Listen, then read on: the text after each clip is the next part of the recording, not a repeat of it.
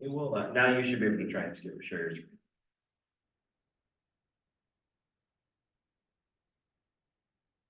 Okay. All right, we all ready? Planning and Architecture Review Commission of the City of Glendale is now in session. I'll rise for the Pledge of Allegiance. I pledge allegiance to the flag of the United States of America and to the republic for which it stands, one nation, under God, indivisible, with liberty and justice for all. Roll call. Commissioner Seligman, Here. Your microphone's on. Commissioner Cohen, Here. Mayor Kennedy, Here. Alderman Bailey, Here. Commissioner Fernandez, Here. Commissioner Carlson. Here. You have a quorum, Mayor. Thank you.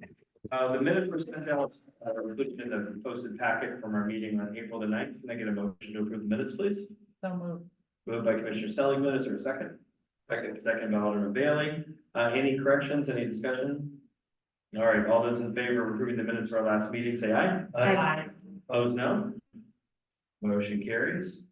We have a number of items of new business this evening. The first one is a sign approval. So discussion and consideration of a sign permit for the American located at 5110 North Fort Washington Road.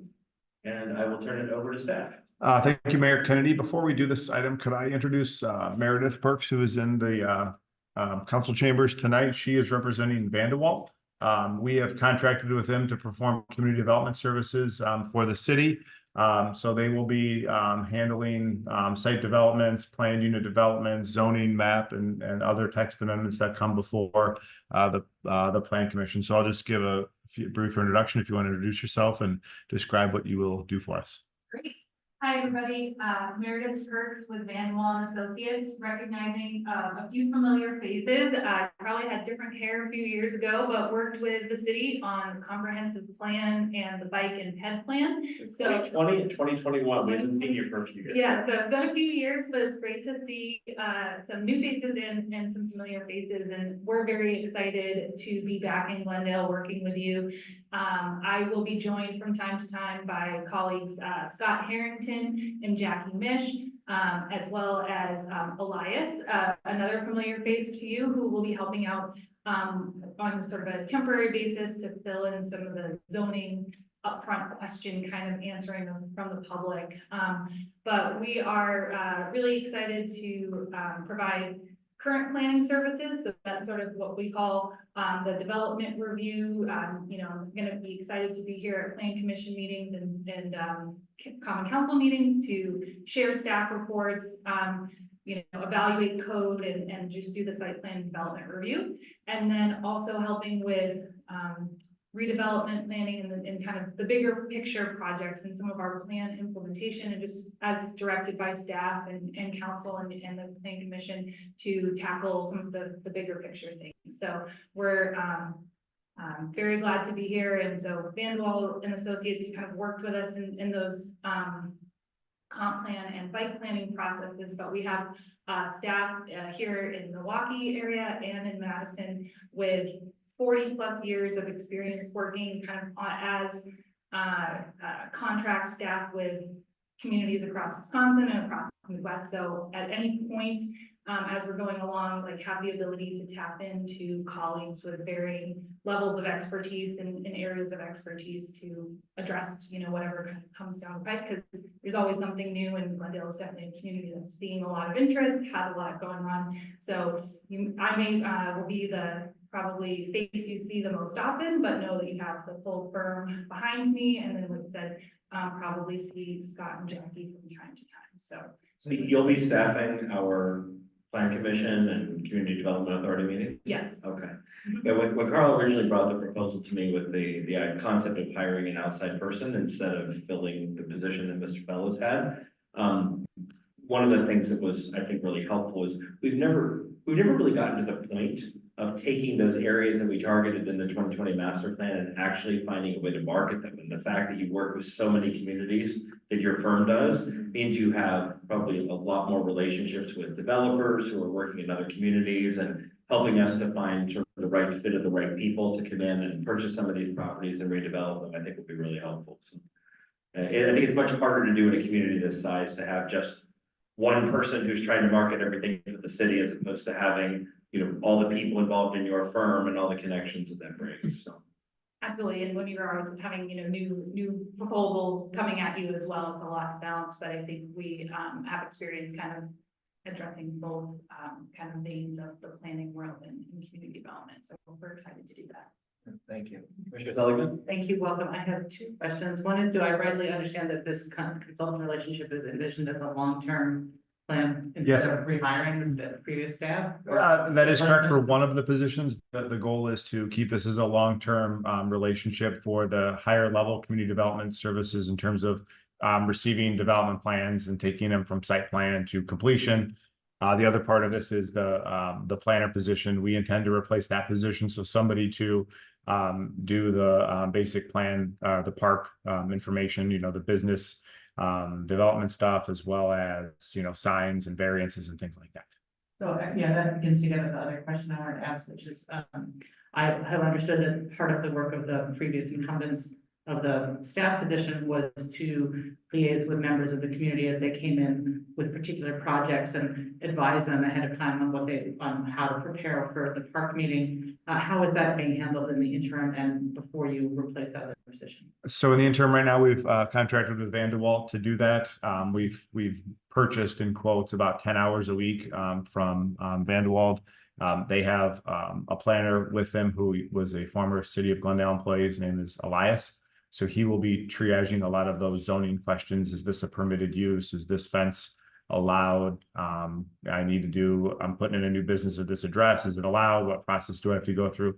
He will be doing those services in the interim until we replace the planner position. And I'm sorry, now I have a third question, which is, Yeah. is that position a remote or is it the 10 hours located here in the city hall? So with technology, we're pretty capable of being able to answer phone calls and emails like you are in the city hall, but it will be a remote thing 90% of the time.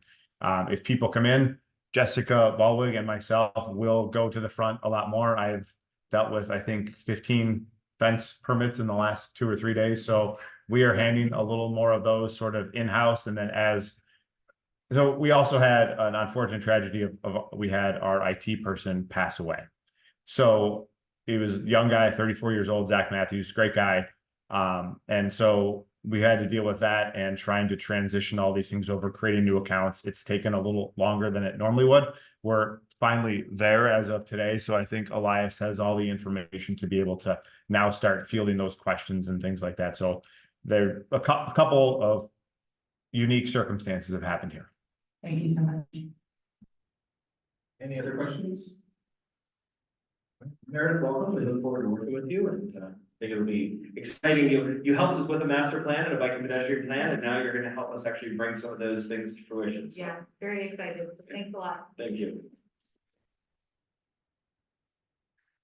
All right, now we will move on to item 4A. This is discussion and consideration of a sign permit for American at 5110 North Port Washington Road. I'll turn it over to Mr. Warwick for your recommendation. Thank you, Mayor Kennedy. So we have a sign application for a monument sign and 2 directional signs at the American Inn, formerly the La Quinta South, as staff referred it to.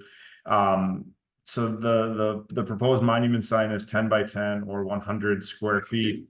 Based on a linear foot of frontage because of the weird nature in which the American Inn faces Port Washington Road, they would only be allowed to have a 69 square foot sign because they have, I think, 115 linear feet of frontage. You think about like a pie wedge with the smallest part of it being along Port Washington Road. That is correct. They generally face the Gillies private property to the front, which doesn't count towards that linear frontage. The Plan Commission can approve an exception here, so we're asking the Plan Commission to consider an exception because of the unique layout of the property, and then also approve the site plan contingent upon a landscaping plan that was not provided and asked for by American Inn. So we would look to see if this would be contingent upon a landscape plan approved by staff, as well as some architectural components to the sign, maybe putting some brick into the base just to make it look a little nicer. Yeah, what they propose doesn't quite match what we have required in terms of a number of these pedestal or monument signs along along Port Washington Road. We've required there to be landscape around them. We've also required, brick. I believe the Chick-fil-A had brick, the Arby's has brick, Taco Bell, all the ones we've built, they've been built in the last few years, all have been required to have brick around monument signs, so. Commissioner Sullivan? I have a couple questions, as well about the sign. One is, it actually is important for wayfinding, for travelers coming to Glendale. And it looks like, first of all, that's not going to be elevated the way, the previous sign or the existing sign is. That is correct. Our maximum sign height now is 10 feet. So they are not asking for an exception to the 10 feet requirement. Being close to the interstate, you could imagine they would, but they've just requested a ground sign. All right, then two more questions. It looks to me like the proposed image is a photograph taken from the north. So looking south from the property towards the car wash. And one question I have is whether the future tenant / American sign will be on both sides or only on the north. So my understanding that the signs will be identical but flipped. So the future tenant will be on both sides of it. But so the words will be both from the north and from the south. So people are traveling from the south. That is correct. You will see it on both sides. Yep. And then my third question is, looking at the existing sign in the photograph, I'm not sure this matters a huge amount, but it might, the La Quinta sign, does not block the ability to read the Jilly's Car Wash sign. But it looks like in the imagined placement, or the proposed placement of the new sign, the Jilly's sign might not be visible from the road. Yeah, that's a good point. I didn't even think about that because of the landscaping that blocks the two from the point of view. We do have stipulations about vision triangles, and we didn't feel that those would be impacted by the location of the sign. But I can see, I can see through the lights of the La Quinta sign to where the Jilly's sign. Yeah, I can notice that now. I guess I would say that tree is probably blocking it for the most point anyway. I don't remember having a problem seeing the Jilly sign when I'm headed south or north from my recollection with that tree being in the way. Signage on the car wash building. Yeah, There's also signage, or there was signage on the La Quinta building as well. Well, I guess I just wouldn't want the Jilly's people to no longer be able to have their customers find them from the north. yeah, I can't measure on here the distance between the two signs, but I would imagine there is enough distance between the two of them to see both of them. They're on opposite sides of the roadway as well. Or on opposite sides. driveway. Entrance driveway. The driveway, they're not on opposite sides of. Right, they're both on they're both on the east side of Port Washington Road, but the drive that you pull in that would go to Jilly's and to the American, they're on opposite sides of the driveway. I guess what I'm suggesting is if we're gonna go back to them for landscaping or a better monument sign, let's check that visibility as well. We will do that. Any other questions from members?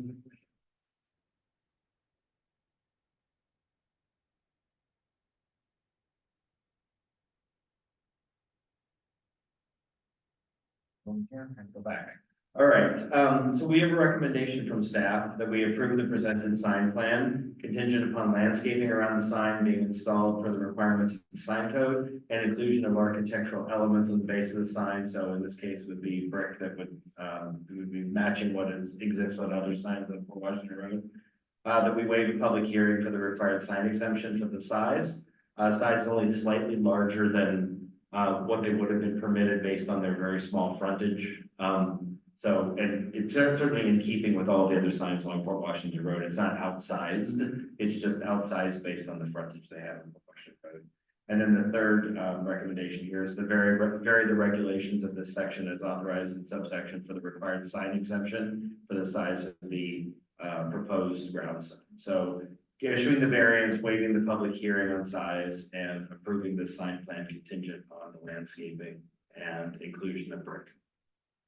So I get a motion to that effect, please. Moved by Commissioner Cohen, is there a second? Second. Second by Commissioner Fernandez. Is there any further discussion by members of the commission? All right, all those in favor, aye. Aye. Opposed? Motion carries.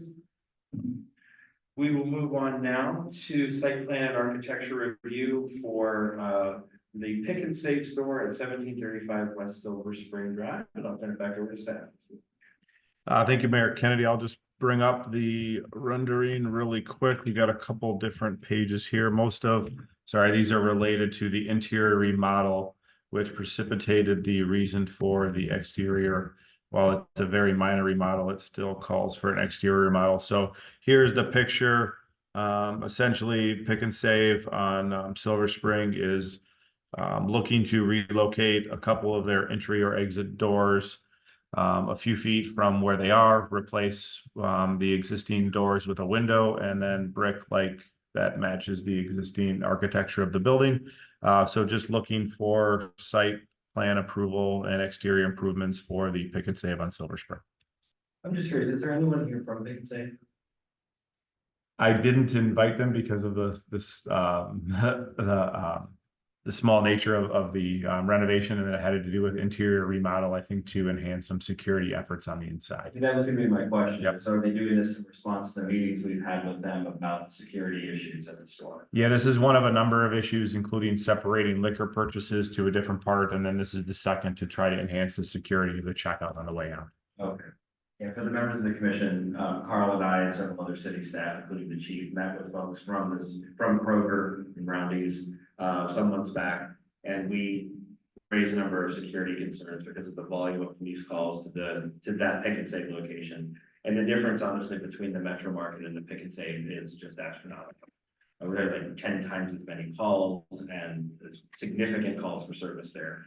And so one of the things we talked with them about was no longer having a door directly into the liquor store. You have to go to the main store and walk through to get into the liquor section. They made that change some months back. And then my question was going to be is this in response to or continued efforts to try and address the number of security concerns they've had? So I guess I've satisfied my questions answered. So I'll open it up to other members of the commission with any questions. Commissioner Collins. So the only question, the south doors are now permanently closed. They have a north door towards Silver Spring, and there was an entrance on the south there.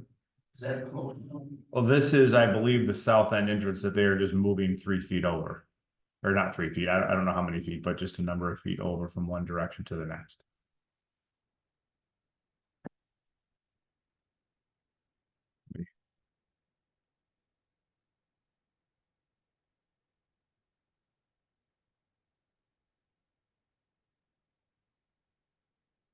So this is, Yeah, so Yeah, obviously this is all on the west side of the building. They have doors that are in the sort of the northwest end of the building, and then they had a single door, and then there used to be double doors, and then liquor store doors. They have closed the liquor store doors, and those double doors have been closed for quite some time, and I think this is replacing those main double doors. So I believe these are the doors right here. I'm sort of circling them that I understand this is the side closest to Silver Spring where they're proposing the movement of the doors. Or no, hold on. So those are the main doors, the only real way in and out of the store at this point. Yeah, it's these doors right here by the eyes closest to the Silver Spring that they have boxed right here. Okay, so they're just redesigning the main entrance to the store, which is where the carts are kept in that whole vestibule. that's the north. Yeah, that's the north. Okay. That is correct. Anything else, Commissioner Copeland? Any other questions from members of the commission? Yeah, Commissioner I Sullivan. have a question for staff about the permit fees. It seems extremely high to me to charge, basically $3,000 for the permits associated with this, or whatever the document is. What's the justification for the fees being so high? And relatedly, is it like commercial and large projects subsidize the costs associated with permits for small projects? So that permit, and I didn't look at that in great detail, has to do with the interior remodel, moving of electrical outlets in order to accommodate this too. So there looks to be a significant amount of electrical work associated with this. And those are pretty expensive to do a significant interior remodel, particularly with electrical work that has to be inspected. It's not indicated here, but one of the things that we talked with them about was they only had a handful of cameras in the entire store. And I believe they were looking to put put surveillance cameras throughout the entire store. They had them near a couple of doors and by the pharmacy, and those are the only places they had cameras. And so they were dealing with very, very high percentages of theft, what they refer to in the industry as shrink. And so we talked with them about increasing the security cameras inside as well as having guards, which they now have they now have a security service that is there whenever the store is open. So I would imagine a big chunk of this is a lot of rewiring in order to accommodate what is probably going to be, instead of 3 or 4 cameras, probably closer to 25. 30. Yeah, and the cost of this permit is based on the cost of the project, which is estimated at $200,000. So the fee is $2,200 plus the I think there's an admin fee associated with that. So the total fee is $2,300. Well, it's got to be more than that. Says 3180. So I'm wondering about this from a policy perspective, rather than from what they're doing inside the home. And you're suggesting that it's based on the extent of inspection required to confirm the. Yeah, and the commercial permit fee is based on the price of the improvements, and they're proposing a $200,000 improvement. So that's a pretty significant improvement to an alteration to the building. Thank you. Any other questions?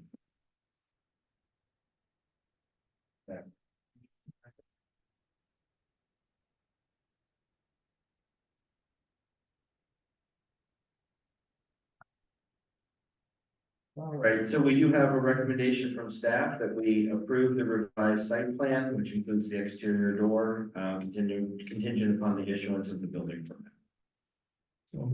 Moved by Commissioner Cohen, is there a second? Second by Commissioner Carlson. Any further discussion? All right, all those in favor of approving, say aye. Aye. Opposed, no. Motion carries. Next is discussion and consideration of a site plan and architecture review for Nicolay High School, and this is to add solar panels. Thank you, Mayor Kennedy. We do have Dr. Gabar here from Nicolay High School to discuss the site plan improvements for solar on Nicolay High School.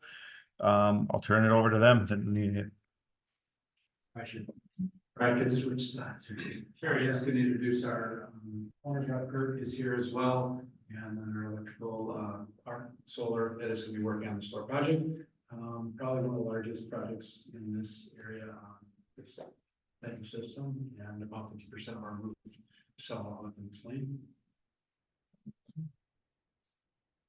I'll give the background a little bit. So I'm Kurt Wiegel, owner's rep for Nicolay School District. In the early part of the planning for the great work that's being done at Nicolay right now, one of the things we heard from the community was the desire to have renewable energy. So we purposely left it for the second summer to see if we can do more than what was originally planned. Take advantage of rebates and incentives, and so with that, we've been able to do a pretty significant size project. Some of the areas that you see on the map there, as far as the locations and how we identified where to put it, some of our priorities were putting it on areas that we're putting a new roof on. So when hopefully we don't have to touch these panels for another 20-25 years when we replace the roof. Obviously, we had structure, and so that was part of it. And then for some of the panels that are closer to the front of the building, one of the strategies we used there was when you drive by, Jean Nicolay is a little bit higher than what the lower the at-grade elevation is.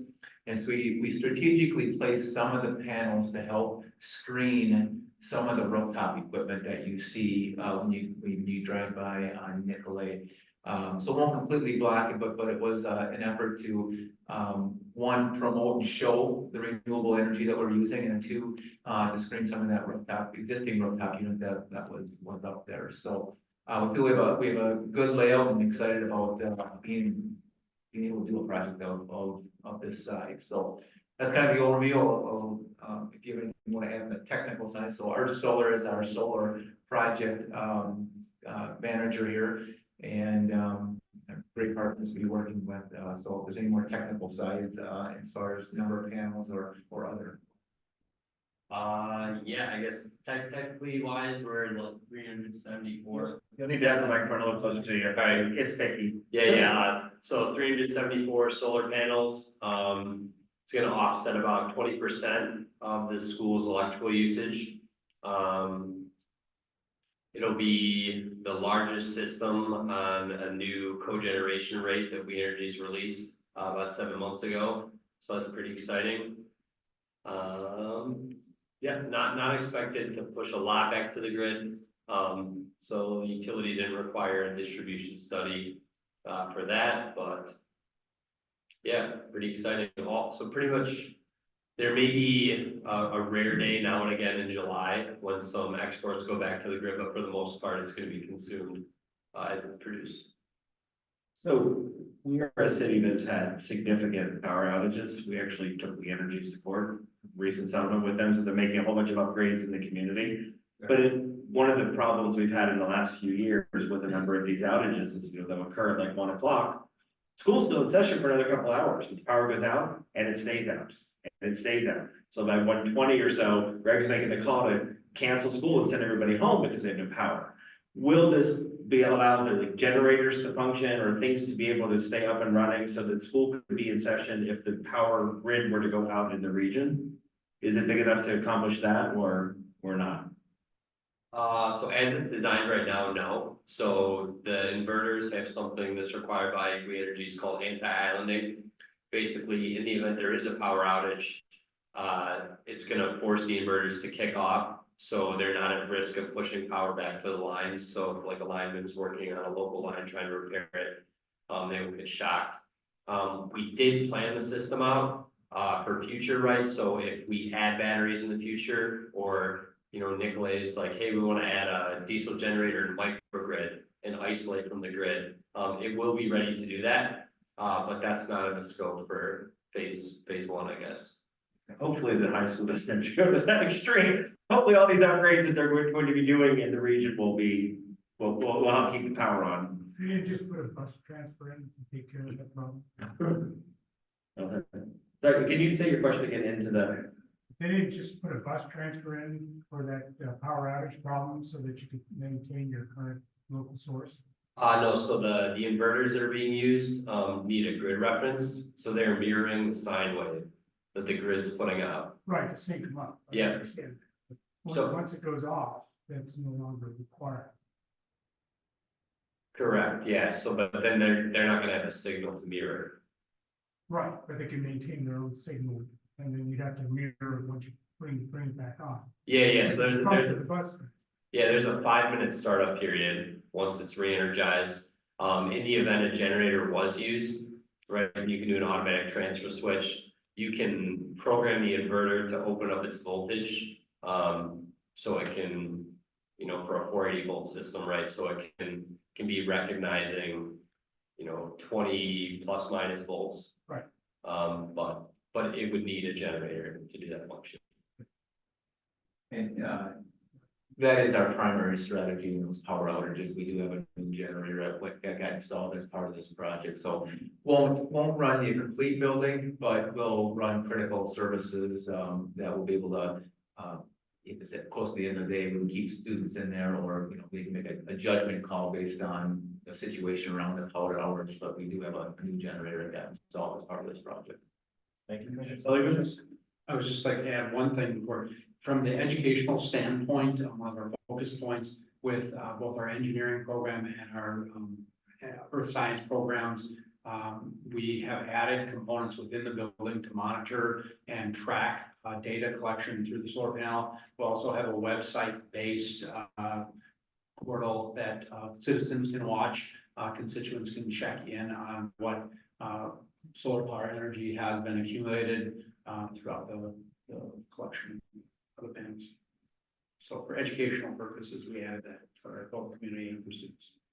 Thank you, Commissioner Sullivan. Go ahead. That actually anticipates one of the questions, or I have a comment, which is that I hope that you will be giving a talk and tour for the science classes, so that they can see what this work is. And then my question is, since I don't know anything about installation of solar, about reflectivity on the highway, are these angled in a way that prevents shine, glare in the driver's eyes?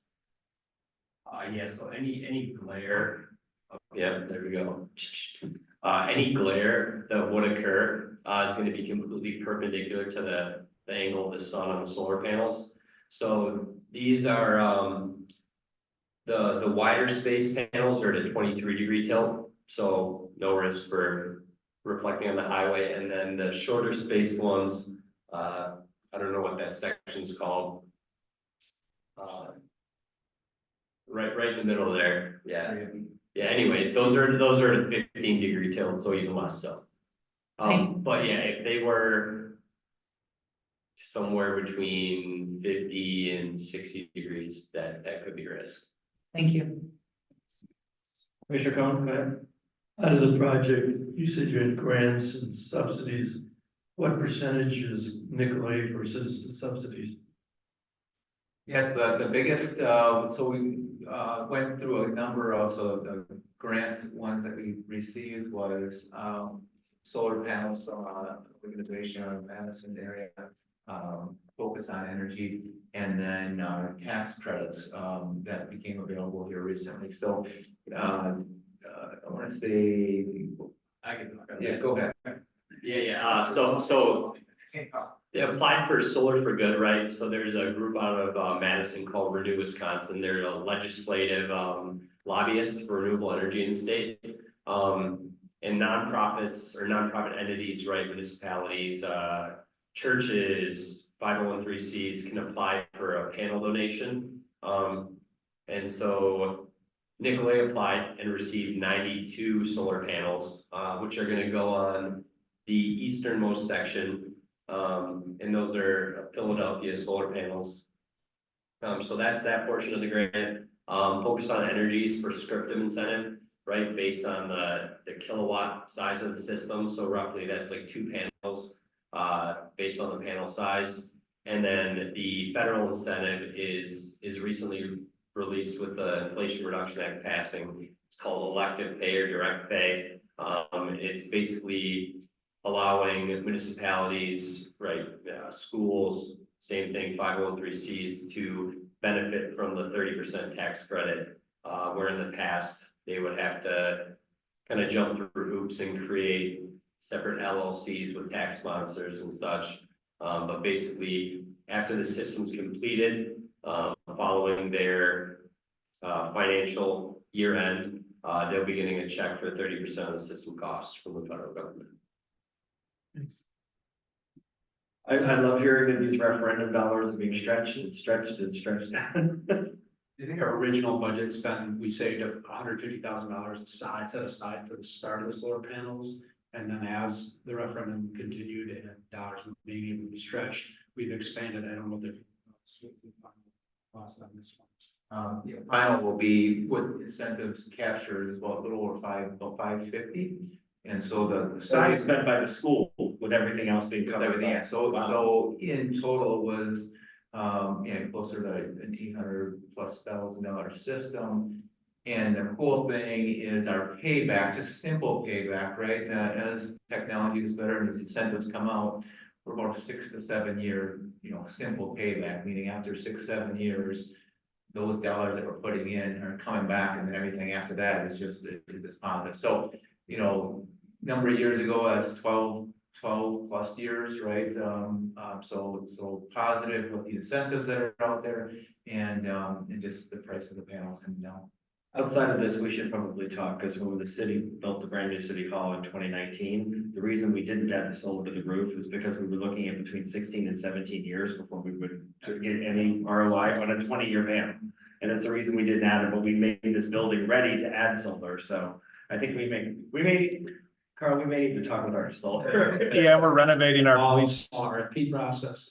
Yeah, we're renovating our police station, probably in 2026, so it might be a good opportunity to compile that into that renovation. Yeah, we actually worked with Rachel. Yeah. That's from back in the day, so we've got a bunch of the preliminary stuff done already. Okay. So shouldn't be My, too rough. my suggestion, the information that you just gave out needs to get out to the citizens of Glendale. Because that's a great story of savings. Everybody's thinking that the referendum is gonna go crazy. The money you're gonna save needs to be published somewhere. Actually, that's a really good point. I think I've heard from just having just run for reelection and knocked thousands of doors in the city of Glendale. One of the things that when school funding came up, it was usually Glendale River Hills for questions, but I did have a lot of people talk to me about the referendum at the high school and why do we spend all that money on those athletic facilities? People think that's what the money went for. So a better education of getting out to folks that most of the money is actually being spent on systems in the building and renovations in the building. A lot of people think it was on a stadium. Yeah, And the outdoor. It ended up about like 10 million or something of the That's 70. about, yeah, 11 to 12 million, that was about 14% of the project, 86% of the Yeah. project's the inside of the building. Oh, yeah. Education spaces and this type of thing. Yeah, when I was at your neighborhood association meeting, you took us on a tour of the building and what you're doing is amazing. I don't even, I've been in that school so many times with 3 kids and I don't even recognize, other than the layout of the hallways, everything looks different. It doesn't look like the same school my kids went to. Any other questions? All right, so we do have a recommendation from staff that we approve the revised site plan. Yes, that is right on. Recommendation from staff that we approve the revised site plan for the addition of the solar. Can I get a motion to that regard, please? So moved by Commissioner Cohen, is there a second? Second by Alderman Bailey. Any further discussion? Okay, all those in favor of approving, aye? Aye. Opposed, no? Motion carries. Thank you very much, appreciate it. You bet. And if you want to, before you leave one of your cards, Carl. Thank you.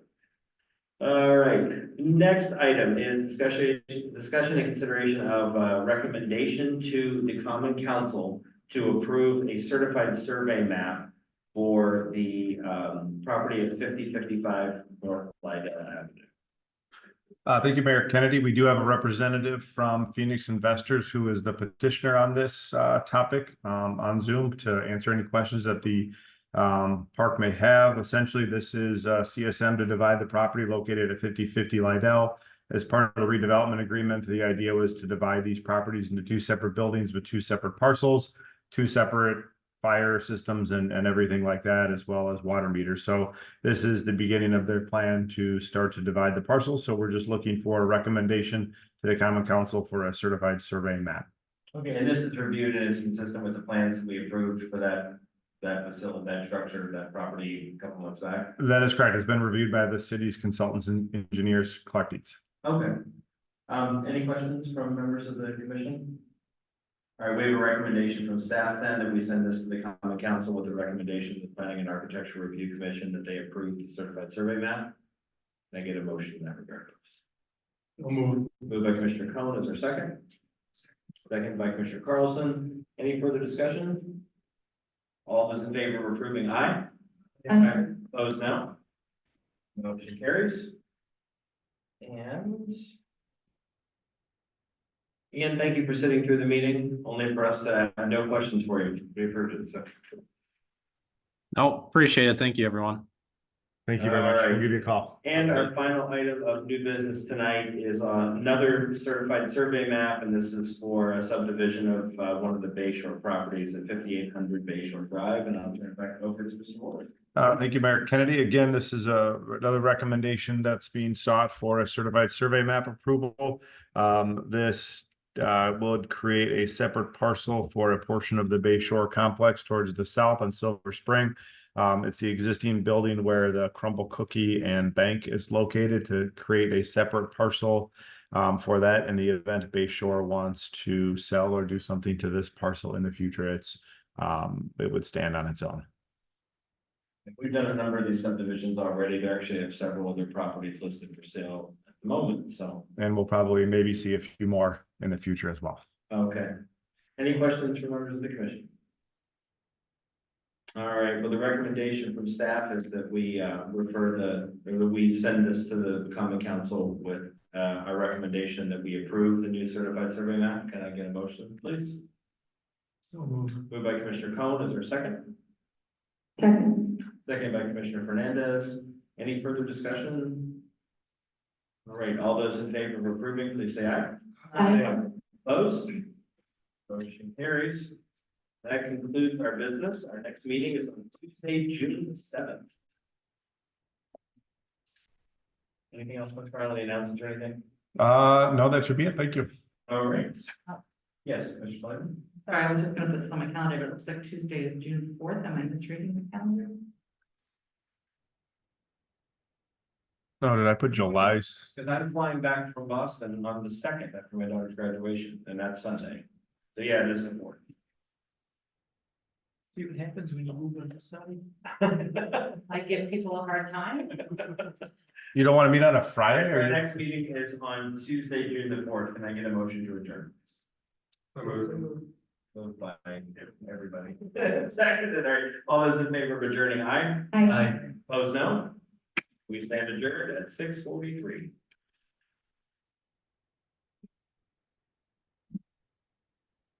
So, Ray, let's introduce you to the folks that are here.